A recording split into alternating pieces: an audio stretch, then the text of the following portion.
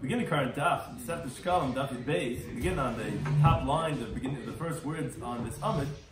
With we continue on the halachas regarding the halachas of hektish as they relate to this topic of this Mesech, that of Shekalim, which are all regarding the Karbonos Tzibur, and we discussed it's going to come up regarding the Karbonos Tzibur regarding someone who is makdish as nechasim. Which corresponds to the Chesed and the today's Daf. Some of these we discussed in today's Daf are regarding someone who's makdish his possession, and including them, like say in his will, his estate, he's makdish to hektish, and in them are items fit for use in the Beis Hamikdash. What's the halacha exactly? Where do we allocate those funds that it was makdish? We get into discussion later on the regarding the difference between kachim mizbech and kachim betikabayis, which obviously kachim mizbech are those that are slaughtered on sacrifice of mizbech, and the kachim betikabayis used for the temple upkeep. But exactly what the halachic differences there are going to be regarding those types of hekdashos. So the key things we can discuss in today's daf are tmura. The Torah tells us like you're not supposed to go ahead and try to switch the sanctity of a korban to another animal. But if you did, that generally the halacha is that the animal you try to switch it to gets the same sanctity as the korban that you tried switching it from. Kedusha's dam and Kedusha's agav. Kedusha's dam is something that doesn't have physical sanctity; it has a monetary sanctity, which means to say that value has to be used to go ahead and be used for hektish, but it itself does not have. Kedusha's agav is that the thing itself has physical sanctity. To begin the current daf, we said that Beis halacha dalet. We start the next mishnah. Masnin hamakdish nechasim. Someone was makdish his estate, and generally when we say hektish, it goes to the bet bayis, to the temple upkeep, which is basically the treasury, the finances of the Beis Hamikdash. Now, so all this nechasim, he says, he's becoming a tzaddik. He said, all my nechasim are going to hektish. Now, inside the nechasim, he has an estate. Everyone, like when Pesach clean now, you realize how much stuff you have. So here also, now they're going through all his estate. Now, in the things of his makdish, there are things that are fit to be for a korban tzibur. Shemar doesn't explain exactly what is it referring to, what item it actually is. But those things that are fit to be korban tzibur, you must know the umen b'scharon. Rabbi Kiva says what you do with those items is you give it to the people that work. The Beis Hamikdash was a very busy place. You have a lot of craftsmen, a lot of professionals working over there. You go and you give it to them as their wages, as their payment, and then it goes out to be used for chulin. Because although nothing else is taking its place to be mechul on, as we'll see in the Gemara, Kiva holds that hektish is mischal. It could be redeemed, could be deconsecrated on malacha, on work.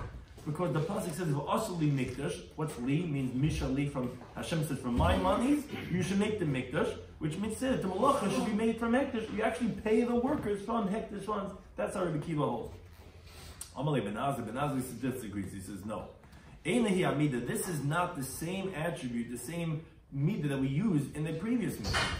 Ella, rather, what we explained in the previous mishnah, mafrishin mehen schar umna. What you do is you first separate from this thing, as we'll explain exactly what this thing that's fit to be a korban tzibur that we're talking about.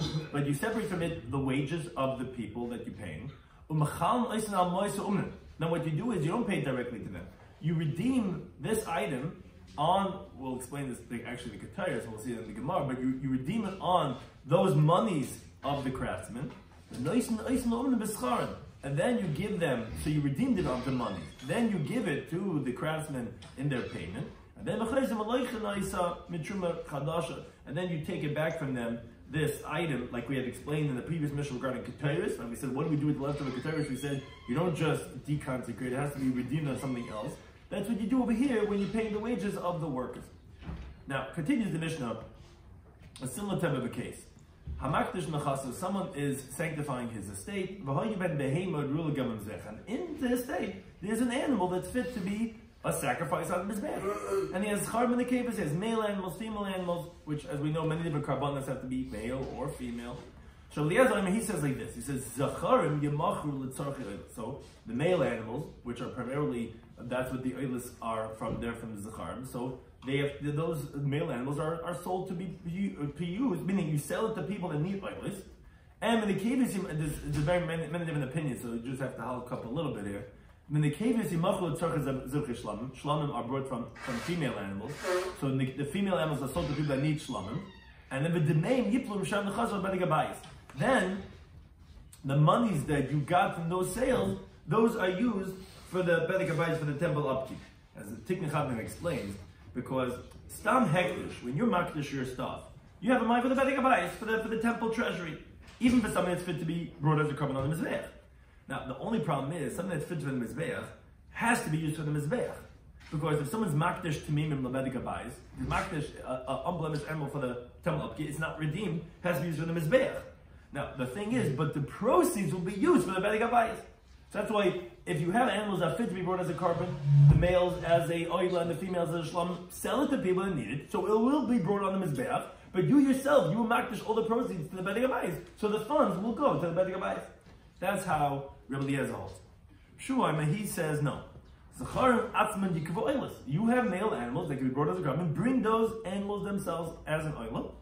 Now, when the kavus, on the other hand, he says you're not going to bring it itself as a shlamim. In the kavus, the females you'll sell for people that need a shlamim, and v'yavi b'dmeihen oilas, and you will bring from those proceeds that you made as an oila, because again, as Tikni Chazan explains, he holds that something that's fit for the mizbeah. To the contrary, we presume that the one who was makdish it was makdish for the mizbeach. So the males will be brought itself as an oila. The thing is, but the females, so why don't you bring the females as a shlamim? No, because the intention is there's a lot of presuppositions over here. The intention of the makdish is that he wants everything to go to Hashem. This guy's a tzaddik. He said, I'm being makdish, I want to have nothing from this world. I worked for 30 years, I want to give it all to Hashem. So therefore, you can't say that he's going to use it for a shlamim, because shlamim, you have benefit. You eat the meat, you get stuff from it. So therefore, to the contrary, you sell it for someone who needs a shlamim, because you have to, because something that's fit for the mizbeach has to be used in the mizbeach. So then he gets from those proceeds, he'll use that to buy an island. Because ultimately his intention is to bring it to the mizbeach. He just can't be using it as a shlamim, but it's in the keva. So sell it for someone who needs a shlamim, take those proceeds and bring those proceeds as an island. And then and then the rest of his estate, okay, that will go to the bedek abayis. That's the machlekes Rabbi Eliezer and Rabbi Shua, which we're going to be discussing a lot. So, Rabbi Kiva says, Royan is Rabbi Eliezer. He says, it appears to me, the opinion of Rabbi Eliezer, that basically, everything's going to the bedek abayis. Because even that which are fit for the oil, he's not bringing himself as oil. He's selling it to someone that needs the oil. And he's selling it to someone that needs the shlamim, which is the female animal. And all the monies are going to end up going to the bedek abayis. I see that more than the opinion of Rabbi Shua. Why? Says Rabbi Kiva. Rabbi Eliezer, Rabbi Eliezer is, everything has the same destination. It's all going to bedek abayis. Whereas Rabbi Shua, it's like, what do you mean? The guy, what did he have in mind? Did he have in mind bedek abayis or not? You tell me the rest of his properties are going to bedek abayis. The male animals being sacrificed as oila, the female animals being sold as a shlamim, and in the process of oila. It's not glut. It's not all the same thing, and therefore it appears more correct that of Rabbi Eliezer. But Amr of Papias, he says Shemati is Dirishne. He says no. I heard a way to say that both of them are correct. How so? It depends on the case. Hamakdish befavorish. If someone goes and sanctifies explicitly, what do you mean explicitly? He says this, my animal and my estate. He goes through an itemized list of things that he says should go to hektish. Oh, so wait a second. Once he already separated them, and in their itemization, and even so, when he was mefarish, he did not say that the behemoth should go to mizbeach and the chasm should go to bedek abayis. So obviously, his intention that it should all go to the same place, because he didn't differentiate. He didn't say which part of hektish should it go to. Obviously, then his intention is that it should go to the bedek abayis. That's kedei Rabbi Eliezer. Rabbi Eliezer said everything goes to bedek abayis. If you went through an itemized list, and in the itemization, you didn't say, okay, that should go to the mizbeach and that should go to bedek abayis. Obviously, they all should go to all the same place. And therefore it's going to be like Rabbi Eliezer. But if someone just is makdish his whole estate, then his intention is everything where it should go. He's just a lazy guy. He's not going to go through that.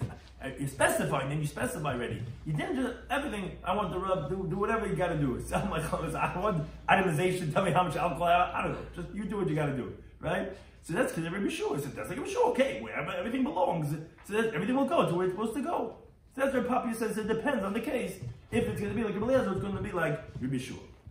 Now, another case, Makdish Nechasav. If let's say someone is Makdish his estate, and it were things that are fit for the Mizbeach, not like we said before, for Tzibur. These are other things. He has Yenos, Shmon, the guy has in his pantry. And he says, my whole estate is going to Hektish. So Hektish, men, they come down, these henchmen, they're taking everything out, they're looking, what does this guy have? They see he has wine, he has oil, he has flour, what do you do with it? So he says, What you do it, you sell to people that need those things, because people need this for their menachos, they need it for their kinim, they need it for their they need it for all the different things, and for the nesachim. B'yodah bin mein oilos, and then from the proceeds from what they sold off to other people, then they bring oilos with that. And the rest of the estate, that's going to go to Bedigas. Essentially, that's really like a shiur, which I think was going to explain the reason for this opinion of Rabbi Eliezer, that it sounds like that everything will go where it's supposed to go, in the sense that it's not all going to Bedigas. Here, these items are going to be sold, and the process is going to be used for oilos, whereas the rest will go to Bedigas. Now, we said in the Mishnah that if someone is makdish, is nechasim, etc., and we said there are things that are fit to be like karbonos at tzibur. This was the opening case of the Mishnah. So we had a machlekes exactly what should be done. Kibbutz says that you give it straight as the wages to the craftsman. And Ben Azai said, like we had in the previous Mishnah, that we said, no, you can't do it directly because hektish cannot be mischal on the double hektish, has to be deconsecrated first. But what is this thing that we said in the Mishnah that if you makdish your estate and there is something that's ruling karbonos at tzibur and you give that to the mischar, what is that thing? So now, Rabbi Yomi, he says, it's referring to ketairis. Ketairis is what we mean when we say that it's fit to be a carbon tzibur. Why? Because behemoths and other things, the Mishnah explicitly mentions. We mentioned behemoths, what you should do with male and female animals, which are the next case in the Mishnah. We mentioned oil and flour and wine. So what are you talking about, really carbon tzibur? We already mentioned everything. There's one thing we didn't, which is that of the ketairis. Now, Tikkun Chadnan points out that Rabbi Yechon obviously holds that a yachid can be menadiv ketairis, which we had this discussion on the previous time. An individual could donate ketairis, which we had a discussion. How could you make it in kli kodesh and kli chayil? This is obviously that. What do you mean ketairis? Who makes ketairis? You make ketairis. How do you make ketairis? In your own bowl, in your own house. Obviously, you're allowed to make it b'chayil, and a yachid could also be menadiv. But Amar Peishi, he says, and again, like all gemaras in Masechet Shekalim, it can be learned in many different ways. This is just one of the many ways. Omer Vaishya says, no, tifter, no, translate, it's not a riot. It could be told by Ba'umin Mishal Beis Avtinas. It could be a craftsman from the household of Avtinas who shahayinaitu b'schar ketairis. They were the ones who actually made the ketairis. And when they would get paid, they would take last year's ketairis and they would pay them for their wages, and maybe up until they didn't buy it back from him, he already was makdish's estate. And therefore, even if you're going to say that you have to make it by kodesh, it could still be talking about the ketairis. It's not a ride that a yachad keep menadiv ketairis. It might have been the original ketairis that this guy had been paid with, and that's what was he was makdish nachasim, and it was ruined the karbonos at tzibur. Is this ketairis that he went and he was makdish, and that's what we said this machlekes in the Mishnah to Rabbi Kiva and Ben Azai. Now the Gemara said, "Mat tamid Ben Azai." What's the reason Ben Azai, not like Rabbi Kiva, that he holds that no, you can't just go ahead and take the ketairis, which is now we figured out what does it mean that dvar ruined the karbonos at tzibur, that you can't just give it straight away to mischarim. So it says in hektish mischala al malacha, because hektish is not redeemed on work, el alamayis, only on monies. So therefore, you can't go ahead and just pay. Kiva holds yes, mischal al malacha, like we quoted previously. When v'nichadin ba'asuli mikdash means the malacha should be made from hektish. Would you take mois hektish and you pay the workers? But Ben Azai disagrees. Says no, it's only the consecrated funds, and therefore that's why he held not like Rabbi Kiva. The Gemara continues and says, Tamatinina. We learned over there in the Mishnah, Masechet Tzmur Daf Lama'al Beis, that yes, b'kadshe bedik habayis, there are things that are regarding the hektish of bedik habayis, which do not apply by kadshe mizbeach. What are the things that there's more stringency by bedik habayis? Shestam mekdesh is because generally when a person is makdish, he doesn't specify what he was makdish, as we're going to explain later on. It's lebedik habayis. It goes to bedik habayis. You say, I want this to be hektish. It goes to the temple funds. Hektish bedik habayis, moreover, is chal and kal. Anything could become hektish bedik habayis. It could be screws. It could be anything, whatever it is. And not only that, there's also me'ilah, there's misappropriation in their product, in their outgrowth. For example, a tarnagolas, there's me'ilah on its egg, an animal on its milk. They're all called gidileyan, in contrast to hektish mizbeach. It's only the carbon itself. Moreover, there's no benefit from kadshe bedik habayis to kahanim. In contrast, by kadshe mizbeach, the kohen gets the meat or the skin that goes to the kahanim. So those are certain stringencies that apply to kadshe bedik habayis over that of kadshe mizbeach. Now, Amr de Chananya, he says that this that we learned here in this Mishnah, that stomach dishes go to Bedek Abayis, and that's how we introduced this Mishnah in Tamura. That this Mishnah that says stomach dishes Bedek Abayis is Rabbi Eliezer. Is Rabbi Eliezer of our Mishnah? Kedutanina within our Mishnah, Makdish Nechasam is Makdish is a state. V'hois ben Behem Ruya Gam Mezeh said it was an animal that was fit to be brought in Mizbeach. What do we do with it? You have schar in the cave of male animals and female animals. Rabbi Eliezer, and again in Yerushalmi it says Eliezer. It's Rabbi Eliezer, and he says Zechar Miyamachol Tzarchik Eilis. So the male animals are sold for the Eilis. When the cave is Yimachol Tzarchik Zevchei Shlamim, and the females are sold. Again, nothing is brought as a carbon itself, even if it's fit to be brought as a carbon. We said in Rabbi Eliezer. So it's sold for those things that the carbons can be brought for. And the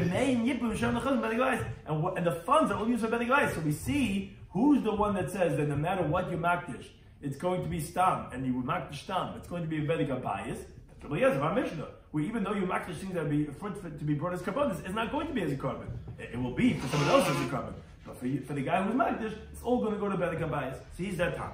So it says the Gemara, Rabbi Eliezer says, what's the time of Rabbi Eliezer? What's the reason of Rabbi Eliezer that he holds like this? Because it's based on the pasuk. It says V'ishki Yakdish is basic Kodesh Hashem. If someone's going to be sanctifying his house, holy to Hashem. Now, B'ma'anan Kayamim.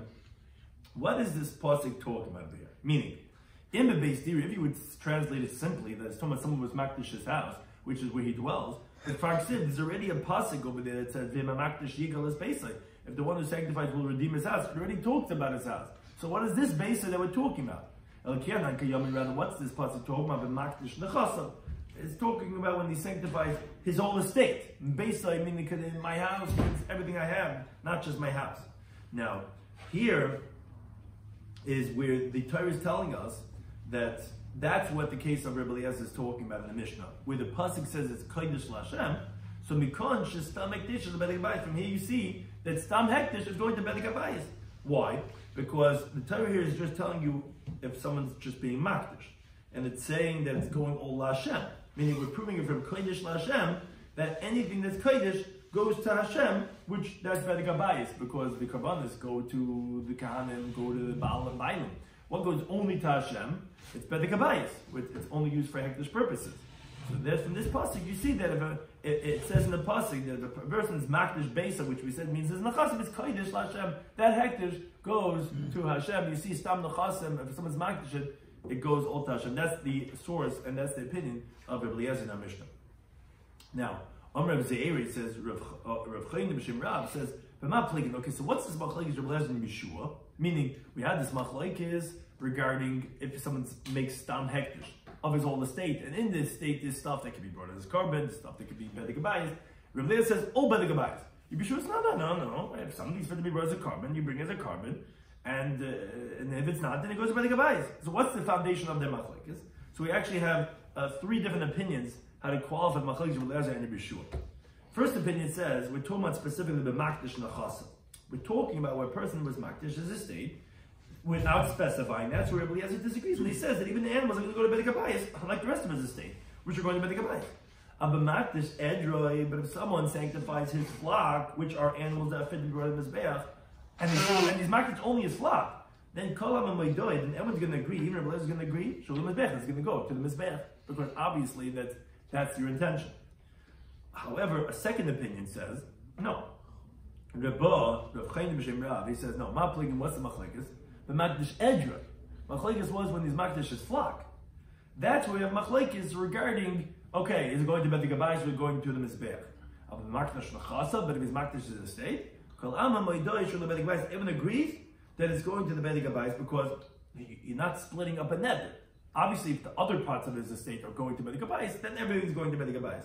Which Tikkun Chada points out, according to him, you have to say that you should not have the girs in the Mishnah im shar nechasim with the rest of his estate, because he's actually explaining the case that you only makdish edroi, your flock, and there are no other estate, because when there is, then everyone agrees that it's going to go to the Bedek Abayis, and the machlekes is only regarding when there's only the flock, and that's how the Gemara in Tumur explains. You'll have to say according to this mandama. Now it says the Gemara al daiti Reb Ze'era, according to Reb Ze'era, who's the first interpretation that we said, which is really like the Girsa in our Mishnah, Nicha, makes sense. But Vakasha al Rabbah, but it's difficult on Rabbah. Why is Rabbi Eliezer disagreeing when you makdish your flock that is going to Bedek Abayis? What do you mean? isn't it? Don't animals aren't they brought in the mizbeach? So why would he say that's going to be the gabayis? Says the Gemara, yeah, the aim of the mizbeach, most definitely. If you're explicit and you say that you want the animals to go to the mizbeach, of course the animals go to the mizbeach. But why was this person quiet? Why didn't he specify? Why didn't he say it should go to mizbeach? Rather, shehu koim, it's like he said, that it should only go to Bedek Abayis, and obviously his intention is to go to Bedek Abayis, because if he wanted mizbeach, he should have said so. And the fact that he didn't is obviously that it's going to tell us that he wants it to go with the going to the Bedek Abayis. Now that is even though he's only being makdish his flock. The third opinion, Rabbi Yechonam, he says that actually loy shanya. No, I mean the first two opinions said it's either only the machlekes by makdish l'chasav, and the other one agrees by makdish edroi, or it's only by makdish edroi, and the other one agrees by makdish l'chasav. Rabbi Yechonam says no, there's no difference. He had makdish l'chasav, the same cases when he's makdish his whole estate. He had makdish edroi, same thing as when he's makdish his flock. He had machlekes. That is the machlekes, meaning they disagree by both cases. Meaning, when he's makdish his estate, that for sure makes sense, as we'd already interpreted. What is their machlekes? Now, makdish edrei, also he said the machlekes is going to be Rabbi Lezer holds from the fact that he was sasam and he didn't say that he wants mizbeach. His intent is to go to Bedek Abayis. And Yeshua holds no, that the animals go to mizbeach, and especially in the case of makdish edrei, where you're saying you want the flock for sure, it's going to go to the mizbeach. Now, Gemara continues. Those are three different ways of qualifying that machlekes in the Mishnah. Now, Rav Chaim b'shem Rav, Rabbi Vo b'shem Rabbi Yechanan says as follows: regarding Kachei Bedek Abayis, we're talking about animals, like we said before. That's why we're bringing it over here. A person was makdish his, let's say, his estate to hektish, or the animals, whichever interpretation. But there's his animals. So, and it's going to Bedek Abayis. Now, shepaitem tamimin. If you redeem, says Rabbi Yechanan, if you redeem it unblemished, yotzel l'chulin, it's going to go out to chulin. Meaning, generally, you cannot redeem something that's unblemished. But in this case, where the animals are going to the Bedek Abayis, so unlike that of like when you're makdish something for the mizbeach, which you cannot redeem it if it's unblemished, but if it's Bedek Abayis property, that's like they're busy selling and buying, and you can redeem it even unblemished, and it will be unconsecrated by becoming chulin. Says the Gemara, Masnid Amr came. A Mishnah Masechet Shekalim Daf Kuflamed and B'chayris Daf Yudalid says the same idea, which is a very complicated raya actually. I'm going to go with the Tigla Chadatin, which there it's talking about in the case of what's called Kodem Mun Kavur Legdation. There's a big discussion. Tigla Chadatin discusses this regarding if it's pre-blemished before you makdish, meaning it's already a blemished animal, already has missing a leg, whatever it is, already wounded, and then you say, I want this animal to become hektish. So it's already exempted. It's already impossible to be a carbon because it already is blemished before you even makdish in the first place. What's the halacha? Says the Mishnah over there, Vladan b'chelban, the child of that animal and the milk from that animal is going to be mutter la'acha pidyoin. It's going to be permitted after you redeem that animal. Now, in contrast of, let's say it became blemished after you makdish it, that wouldn't have the halacha. It was pre-blemished, then you makdish it. Okay, then you could have, after the redemption, after you redeem it, which you could redeem it, after you redeem it, then the milk and the children of the animal are going to be mutter. So, says the Tigla Chadatin, what's the raya he's bringing? What we see is like this, because the Gemara over there concludes that blemished animals that are used for the mizbeach are more severe than unblemished animals for Bedek Abayis. Blemished is always less severe, because the blemish can be gross as a carbon. Blemished kachim mizbeach are more severe than tamimin. Tamimin are the severe one because they're unblemished, but those are Bedek Abayis. They're not even, tamimim is only a quantification in regarding to mizbeach. So even though it's tamimim, but if it's Bedek Abayis, the kachei mizbeach, the Baalei Mumen, are more severe in their status than tamimim of the Bedek Abayis. Meaning, what's forbidden by Baalei Mumen of mizbeach without being redeemed, what's that? The vladin and the chelbon are forbidden, even though the animal of the kachim mizbeach is a Baal Mum, it's still going to be forbidden. By Bedek Abayis, that would be permitted even if it's unblemished and even if it's not redeemed. I'll say it over one more time. This that we say that's forbidden by Bali Mumin of Kachim Mizbeach, if you didn't redeem it, which are V'lodan and the Chelban, is permitted by Bedek Abayis, even though it's Tamim and it's not redeemed. That's what is the contrast, which you see how much less severe is Bedek Abayis, even if it's Tamim, and even if it's unredeemed, the child is not as part of the sanctification, and the milk is not part of the sanctification, it would be permitted.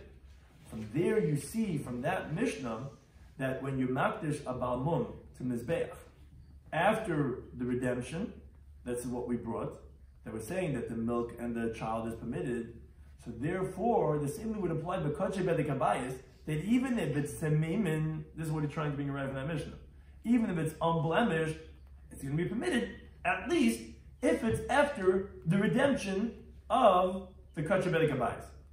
And like the Tikkun Chatan says, he's bringing a Stam Mishnah, which is Mishnah Mesechus Tamura, that the blood and the Chelban is mutter after it's redeemed, because Bali Mumin of Kodesh Mizbeach, which are Bali Mumin, is the equivalent of Tamima Bedek Abayis. And it's not more severe, the Bali Mumin of Kodesh Mizbeach, than the Tamima Bedek Abayis.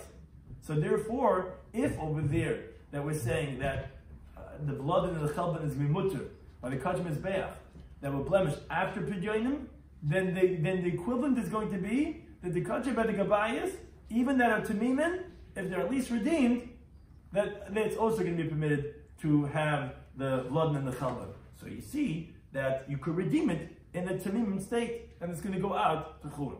That's the Raya that the Gemara is bringing, according to the way the Tikkun Chatan explained.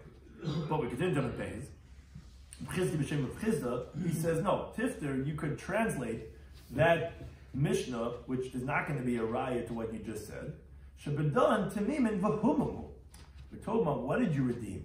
You redeemed an unblemished animal that became blemished.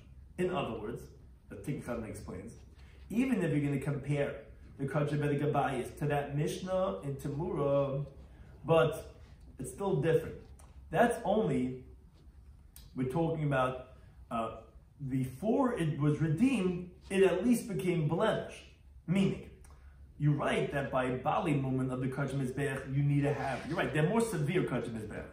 Yeah, there you need to have that the Mum Kavua, the permanent blemish, was before you even makdish it. But if, let's say, it became blemished even though before you redeemed it, it would be forbidden even after you redeemed it, as the Sefer over there in that Mishnah teaches.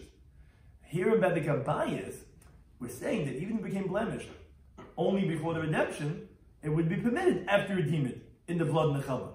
But not if you redeemed it to Nimim, not if you redeemed it unblemished. That far you wouldn't necessarily say. It would only, you're right, we're making this comparison that whatever we're going to be more makel by Bedek Abayis. But how far is this machlekes? Who said you could be poida to Mimin of Bedek Abayis to go out to Chulin? Who says it's not a raya? Although it's more makel, maybe it's only more makel that you don't have to have the mum kavul before you makdish it. But maybe you have to have a mum before you redeem it. You want to go so far as to say that Tamima is so makel that you don't even have to have a mum at all. You can redeem it even if it's Tamimin. On that I disagree, says Rav Chizda. Could be that it's more makel that you don't have to have the mum kavul before you makdish it. But maybe you would have to have a mum before you actually redeem it, and that you could only point it with a blemish, not like you're saying that you would point it even in an unblemished state. Now, so the Gemara continues and says, Rabbi Yosef b'shem Rav Chizda, who is the interpretation we just said right now, that was rejecting that of Amid Aleph, says, Mastin Namakin, because he says, and that's what the Mishnah is saying. The Mishnah says, V'lodan v'chelban, the children and the milk of the Kodesh Mizbeach, this animal that has a child that was makdish from Mizbeach, and this milk is asul acha pidyoinan, is forbidden after it's redeemed. Now, it's in the contrast is for the Bedek Abayis, which is this Mishnah Tumud on base, when it was blemished.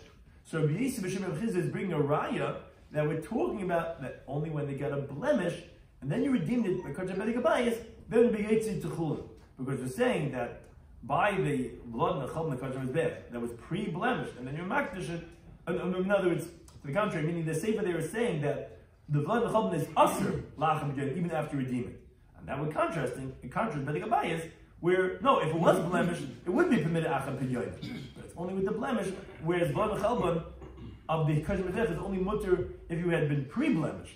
but if it was just blemished afterwards, and even after you redeem it's going to be forbidden. That's where you see that, again, by Kachim Bedikabayis, not like we said on Aleph, that that it's going to be mutter of even if it's tamimim, it's only permitted to be redeemed in a blemished state. However, Reb Chizki b'Shem Rabbi Yosef, he says like Rav and Rabbi Yechanan, that no, it even would be even if it's tamimim. He says Kachim Bedikabayis, those which were animals which are sanctified to the Bedikabayis, should pardon tamimim, that if you redeemed it unblemished, then Yatzal it will go out and it will be used for chulun. And he brings a riot. He says, in Taim Allah Yatzal chulun, if you would say, like Rav Chiz is saying that no, an unblemished animal cannot be deconsecrated for chulun, then how could Kachi Mizbeach take effect of Kachi Bedikabayis? What's he referring to? Our Mishnah. Our Mishnah said that if you makdish your nechasim, and in your nechasim there was a harm, there were male animals, so he said, he said it should be sold for the purposes of being oila. Now, if even after you redeem it, it does not go out to be chulin, then how could it take effect to be Kachi Mizbeach after it's sold? But the Gemara tells them Tamura that whether it's Kachi Mizbeach, whether it be Kachi Bedikabayis, you cannot change it from Kedusha to Kedusha. How can you say, meaning obviously it must be that you could redeem it even in its unblemished state, because if not, how can you sell it for an oila? What do you mean the oila? This is Kachi Bedikabayis. As we're saying, that's where the funds are going to, and that's where it's from.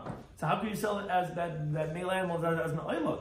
Obviously, because you could deconsecrate it even as a tamim, because someone's buying it. Obviously, it's using it as a carbon oila.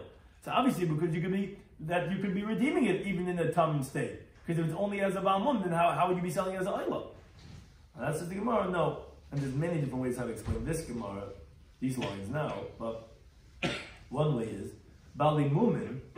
Well, yeah, when it's blemished, kachim is be'chol.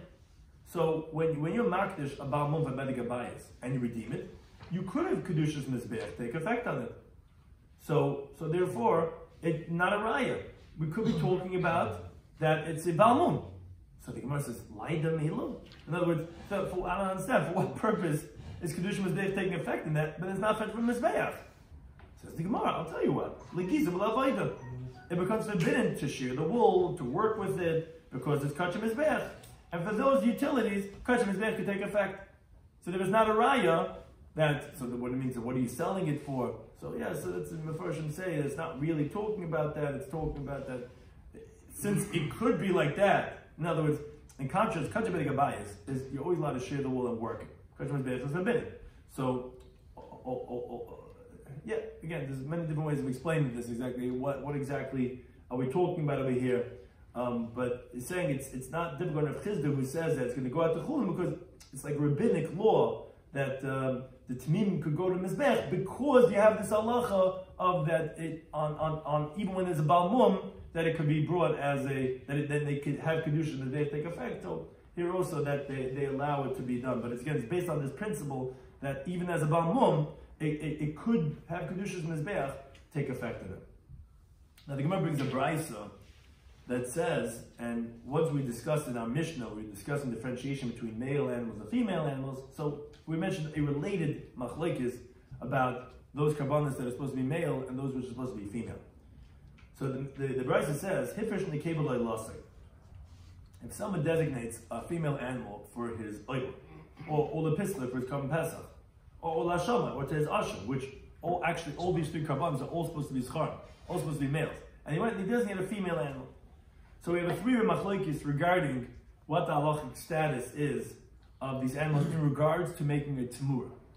Tamura, like we said in the introduction, is when you have a sanctified carbon, and you say, I want this animal to be like this, which actually happens, they both have that sanctity. Now, again, really, these Oila and Shlam and Pesach and Asham are not valid, because it's supposed to be male, you make it as a female.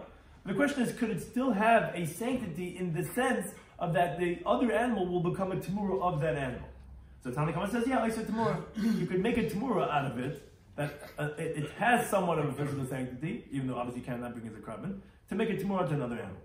Shemini says, no. For the Oila, that one, yes, you can make a tamura out of it, meaning it will have a sanctity that the other animal that you're making a tamura on it will have.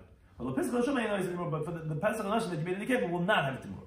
And Shimon ben Yehuda and Shimon will explain these opinions. Here's the third opinion. Says, no, for all three you cannot make tomorrow. They don't have any sanctity to take that another animal will swap and transition that same sanctity.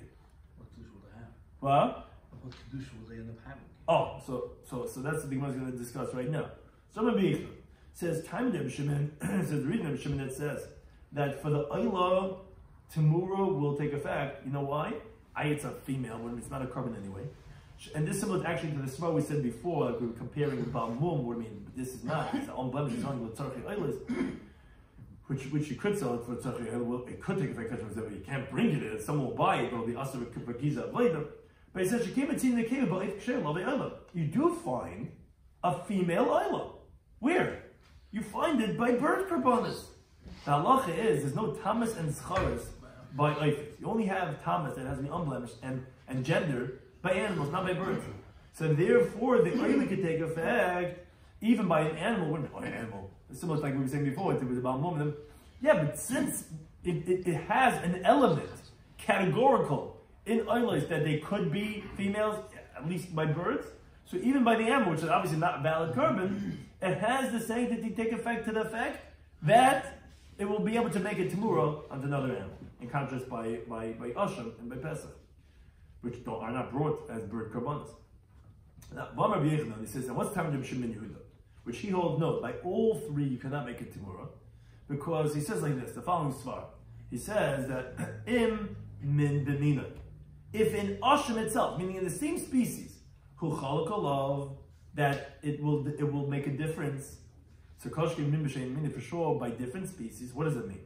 Where do you find in the Asham itself, in the species itself? Meaning he's trying to say that don't tell me with oila, because a bird is brought as a female, so the animal could also quote unquote have the sanctity as a female. No, I'll show you in the min itself that even being a slightly different already invalidates it. For sure, you can't tell me because another type of the same carbon would make it a valid that it should have somewhat of a sanctity. Why? Where do you see this? Which we learned in the Tosefta in the first parak in Tzvachim, that brings the following halacha: Asham ben Shana, an Asham that is supposed to be brought as a 1-year-old animal. Maybe ben Shtein, and it's brought as a 2-year-old animal, or ben Shtein, meaning certain Ashamis are supposed to be a 2-year-old animal, like Asham Gizelis, Asham Eilis, Asham Shivcha Charufa. There's a few. Most times the person does the same. He brings a chatas. A few times in the Torah tells you bring an asham, which is if someone stole, if someone did meila, if he had relations with a shivcha rufa, which it says over there it should be an ayil. An ayil means to say that it's a sheep when it's in its second year. And the gear says vehevi ben shana, and instead he brought, which is similar to the first case. If you had it was supposed to be in its first year, but in the second year, in the second year, brought in its first year. Certain ashamas are supposed to be in its first year. For example, Asham that Nazar brings, Asham Etzayra, there it says Kebes, a lamb, which is in its first year. So if you switched it, and instead of being the first year, it was a second year one, or instead of being a second year one, you brought a first year one, the Girsa is, again, this not like the words are said, kosher, it's valid, but Shle'olo L'Balam L'Shem Chayim. But you're just not fulfilling the owner's obligation. Like any time, you can do Shalei L'Shma, it's a valid carbon, it's just not fulfilling the owner's obligation. But Rabbi Shimon he disagrees, and that's who we're coming to explain over here. Kalatz Malay Nikodesh says no, that they don't have any sanctity here whatsoever. Now, this is a case of min b'minai, because both are zcharim. The only thing is in its expiration date, in how old it is, in its maturity. And still, Rabbi Shimon holds that it's not going to have any sanctity. So for sure, what's called min b'shein minai. If you're taking an animal with a bird, that because it's female, for sure, that's not going to have any sanctity whatsoever. So Reb Shimon ben Yehuda, in the name of Reb Shimon, is who Reb Shimon Yehuda is in this brisa that we brought before, that's his source, where he says, yeah, none of them are going to have the sanctity of a carbon to make a tmura on them, even that of oila. Because the fact that a bird is in the keva doesn't help me, because I'll show you even in the asham itself, just being a year difference, already says that no sanctity whatsoever. Now, going back to our topic of our Mishnah, so Amar B'Yechon, he says that this Reb Shimon that we just brought now here in the Brisa, Reb Shua of our Mishnah, that says that the females, what do you do with the females? When it's Makdish Nachasa, what do you do with the female animals? You sell it for someone who needs a carbon shlamim, And then what do you do with the funds? Says Rabbi Shua. With the funds, you buy a carbon oil. So this Rabbi Shimon that we just quoted before, and Rabbi Shua, Shnei Mamad Dabach, and they're both saying the same thing. Why? Says the Gemara, Kamad Rabbi Shua, just like Rabbi Shua says in our Mishnah, the female animal is not itself going to be an oila, rather, the funds that you'll get from the sale, that has the monetary sanctity as an oila. Oh, Kain Rabbi Shimon Amar. That's exactly Rabbi Shimon, who, as Karban Eidah points out, meaning Rabbi Shimon of Rabbi Shimon ben Yehuda, that anything which is not fit for its own physical sanctity, like obviously over here, which obviously that a female animal cannot be as an oila itself, so it doesn't get a physical sanctity. So even oila, so therefore it doesn't have to graze. Rather, what do? You sell it right away for that purpose, and it does not make timur, as the Gemara explains. A female animal is itself not an oila, only has a monetary sanctity. Which, what did Reb Shimon say? That the female should be sold for the purposes of a shlamim.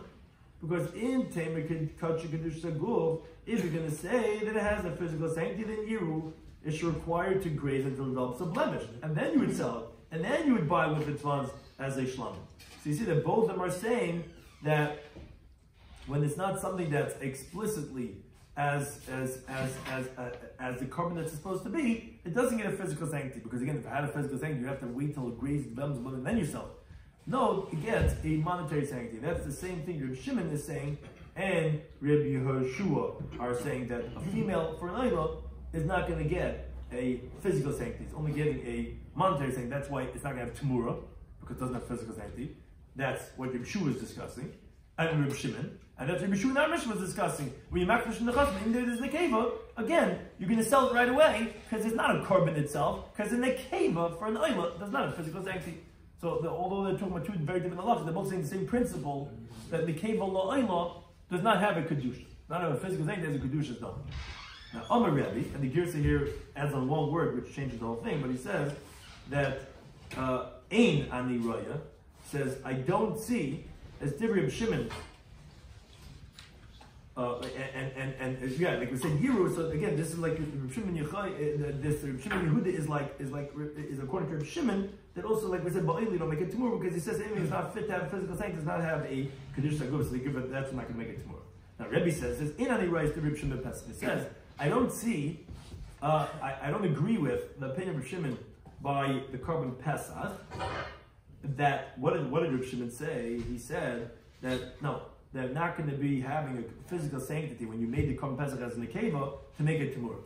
So Rebbe says I disagree with him by carbon pesach. Why? Shemaisa pesach b'shlamim.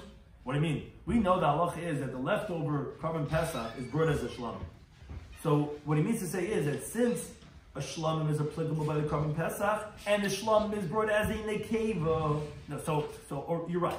Although it itself is not going to be brought as an akeva, even as a shlamim after Pesach, as the Gemara says in Tumur Daf Yitches, where if you have a carbon Pesach that's left over, you have to actually let it graze. But ultimately, it does have a designation that has a categorical definition of a shlamim. So since the shlamim can be brought as an akeva, it will have a physical sanctity, at least to the sense that it requires a blemish to be deconsecrated, because you can't, because it has a physical sanctity. So he says, I disagree with him regarding the halacha that you don't make a tamura on the keva of a Pesach? No. A Pesach, Moiser is brought as a Shlamim. Shlamim can be in the keva. And therefore, I hold it does have a physical sanctity because of that fact that it's called as a Shlamim. But Gemara wonders, why didn't Rebbe say in any right direction ba'asham? Why didn't he disagree with the halacha of the asham? And there, Shemoiser asham ba'ayla, because we know that the leftovers of asham are brought as an ayla. So it comes out that female asham is, so to speak, an ayla. And therefore, you should say that it has the physical sanctity as even as a female, because we find that oila is a female. What do we do? I thought oila is also a male. Yeah, by birds. So therefore, it should also require a mum to be deconsecrated. It should also have this physical sanctity to make it tamura. Why do you only disagree regarding the Pesach, not the Asham, based on his lumdis? So Rabbi Bavani says no, because in Hikdash Pesach, Shlamim, if you make a Pesach that's brought as a Shlamim, Gufei Kar Shlamim, in general, the Meiser Pesach itself could be brought as a shlama. So it can have the title of shlama on the animal itself. In contrast, in Hektish Asham Ba'oila, in the case of when you make the Asham that is brought as an Oila, ain't Gufei Kar Ba'oila, you never have that the actual Asham is brought as an Oila. Rather, when you say that the Asham can be brought as an Oila, is that it grazes, develops a blemish, and then from its funds you use it for the Kaitim Mizbeach. But it never has a physical sanctity on itself, so therefore you cannot say it has the physical sanctity of Oila on itself to go ahead and give it this sanctity to be able to make a Tamura on it, which require Mub to redeem it. Now the Girsa here is, the Gemara says, okay, Ma Pli. In other words, what svara is the fundamental machlekes between Reb Shimon and Rebbe? That Rebbe says, I don't see the opinion of Reb Shimon in these cases of when you were makdish and the keva for an asha for a pesach that he disagrees. What's the svara? Says the Gemara, Hahin Amar. Reb Shimon holds hektish dam hektish. Ultimately, you're only making a monetary sanctity on the carbon pesach that's a female. So there's no physical sanctity. Because of the fact that you tell me, oh, the Meiser Pesach brought as shlom and different, even though it's a female, should be good. Because here, everyone agrees the actual shlom, the actual carbon pesach is not being brought as a shlom, as the Gemara says in Tumah. Even if the carbon pesach is left over, it's not brought as a shlom because it's coming from a kedusha psula, because it's a female. So they've been rejected from being a carbon pesach, those are rejected from being brought as a carbon shlom. So they've been such a case, it's not being brought as a carbon shlom, so it doesn't have a physical sanctity, it has a monetary sanctity. So a monetary sanctity, how can you make tamura? It doesn't have physical sanctity. On the contrast, but Rebbe holds that no, hektish gufa hektish, it has a physical sanctity because ultimately it has a title of shlomim on the Pesach, because the Meiser of Pesach is brought as shlomim, and shlomim can be in the keva, and therefore it does have somewhat of a physical sanctity to be able to make a tamura out of it. Now the Gemara continues, Reb Shimon ben Lakish, he says, okay, what's the time of Rabbi Shua? What's the reason of Rabbi Shua that he says that the male animals, like we said in our Mishnah, are brought as oilos, and the female animals are, the monetary proceeds are brought as oilos. So ultimately, everything that's fit to Mizbeach are going to be brought as oilos. Why are all karbanos, why are all animals brought as oilos? The base on the pasuk in Yikra says, Daber l'harm l'bandamil kol b'nei Yisrael v'mar ta'alim, speak to Aaron and his sons of the Jewish people and tell them, Ish min beis Yisrael b'glam every single Jewish man from the Jewish people, etc. Asher yakim l'Hashem l'oil, that will sacrifice Hashem as an oila. What does that mean? Hakol karbal oila, everything is brought as an oila, because that pasuk says over there, right before those words, it says l'chol nedreyem v'l'chol nedvaisem asher kribu, that they will sacrifice l'Hashem, should be an oila. So you see that everything that you makriv, again, unless you specify otherwise, so when you makriv oil l'chasim, everything is brought as an oila. Therefore, everything there, the schar will be brought as an oila itself, and the females, which obviously you cannot, you sell it for someone who needs a shalom, and then the person will be used as an oila. Now, when it says in the pasuk l'tzenchan tamim zacher, that for your appeasement, unblemished, it should be male. So I would only think that, okay, the male animals should be brought as oilos. How do I know that even when you have female animals, which obviously not bringing it itself as oila, but that the damim, the manis, should be used to buy an oila? Oh, because Tamalam Babakar, it says the cattle. You already said zach. What's babak? What's the cattle? The rabbis in the cave is to include the females, which it didn't specify. It just says boker, which would seem to include even the female animals. Now, the Gemara has a question on this. Rebbe Lazar Shal, he asked, wait a second.